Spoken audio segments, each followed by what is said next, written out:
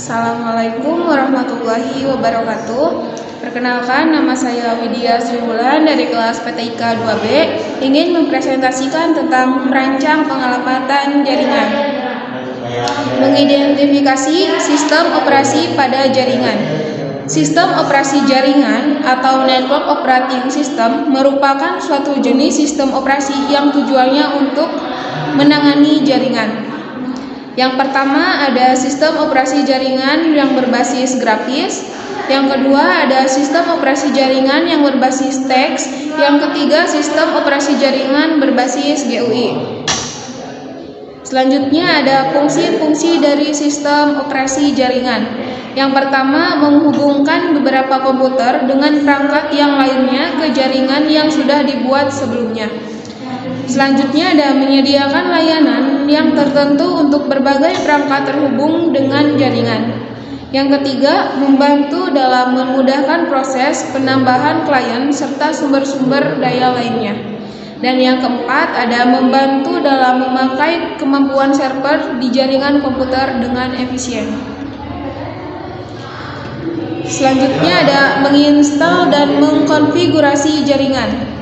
Yang pertama ada cara menginstal driver NEC dan sistem operasi berbasis Windows. Yang kedua ada cara mengkonfigurasi jaringan berbasis GUI, yaitu Windows dan Linux. Yang ketiga cara mengkonfigurasi perangkat jaringan pada sistem operasi jaringan berbasis teks. Dan yang terakhir ada cara mengecek jaringan bekerja dengan baik. Membagi alamat jaringan dan perangkat jaringan. Node artinya titik. Dalam konteks jaringan, node adalah anggota jaringan yang dapat menerima data atau menghasilkan data. Ada pula node yang dapat menghasilkan sekaligus menerima data. Contoh node yaitu komputer server serta klien. Fungsinya node dapat menjadi titik komunikasi atau titik restribusi komunikasi yang terhubung ke node lain. Setiap node di jaringan dianggap sama, tetapi node tertentu memiliki peran berbeda dalam cara mereka mendukung jaringan. Di dalam jaringan komputer dikenal dengan sistem koneksi antar node komputer, yaitu peer-to-peer dan client server. Selanjutnya ada segmen pada jaringan. Pengertian segmen jaringan yaitu gagasan untuk membuat subjaringan pada jaringan perusahaan atau beberapa jenis jaringan komputer lain secara keseluruhan. Sedangkan keuntungan segmentasi jaringan yang pertama berkurangnya kemacetan, yang kedua keamanan yang lebih baik, yang ketiga siaran akan dimuat ke jaringan lokal, dan yang keempat ada jaringan pengurangan permukaan serangan. Selanjutnya ada kelas IP address, subnetting, dan VLSM atau variable like subnet mask. Yang pertama, IP address adalah alamat yang diberikan ke jaringan dan peralatan jaringan yang menggunakan protokol TCP atau IP. Jenis-jenis IP address terdiri dari IP publik, private, dan IP medium.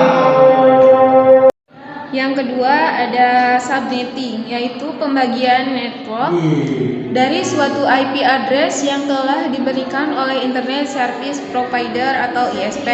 Yang selanjutnya ada VLSM, yaitu Variable Length Subnet Mask. Atau konsep subnetting memang menjadi solusi dalam mengatasi jumlah pemakaian IP address. Akan tetapi, kalau diperhatikan maka akan banyak subnet. Selanjutnya, mendokumentasikan pengalamatan jaringan. Topologi star ini didesain menyerupai bentuk bintang. Topologi ini memiliki node inti atau tengah yang disambungkan ke node lainnya, di mana node tengah tersebut merupakan sebuah konsentrator seperti switch dan hub yang berfungsi sebagai pengatur distribusi komunikasi data. Cara membuat topologi jaringan di Cisco paket teacher yaitu diantaranya yang pertama, silahkan buka aplikasi Cisco Packet Tracer. Yang kedua, siapkan 6 PC 1 switch 2950 sampai 241 server PT kabel Strike UTP atau FTP. Yang ketiga, susun semua sesuai keinginan kalian. Yang keempat, nantinya kita akan membuat konfigurasi DHCP server, yang mana setiap PC akan diberikan IP address secara otomatis.